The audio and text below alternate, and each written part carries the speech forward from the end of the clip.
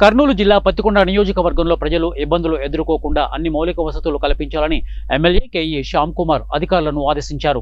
Pattikonda MLA camp కార్యాలయంలో బుధవారం ప్రజా దర్బారు నిర్వహించి ప్రజల సమస్యలను స్వయంగా అడిగి తెలుసుకున్నారు.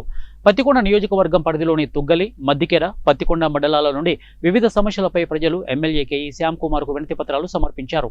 గ్రామాలలోని వివిధ సమస్యలపై అర్జీలు రాసుకున్న ప్రజలు ఎమ్మెల్యేకు తెలియజేసి తమ సమస్యలను పరిష్కరించాలని కోరారు. ఈ సందర్భంగా ఎమ్మెల్యే కేఈ శ్యామ్ కుమార్ మాట్లాడుతూ ప్రజలు ఇచ్చిన అర్జీలను సకాలంలోనే పరిష్కరిస్తామని అన్నారు.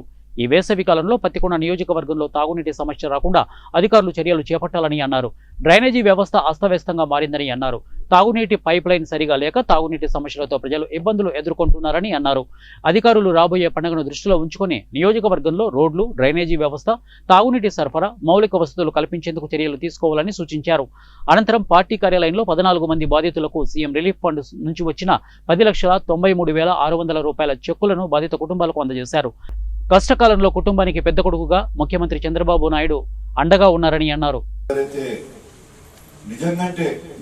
మన ఇప్పుడు 2 లక్షల రూపాయలు పెద్ద మనిషికి వచ్చినాయి, 2,73,000. మరి ఏ సొంత కొడుకు కూడా ఈ రోజుల్లో 2,75,000 అంటే 2 సార్లు ఆలోచిస్తారు. అట్లాంటిది చంద్రబాబు నాయుడు గారు మనం అర్జీ పెట్టిన వెంటనే ఇమీడియట్ గా రిలీజ్ చేశాడంటే ఆయన పెద్ద గుణము.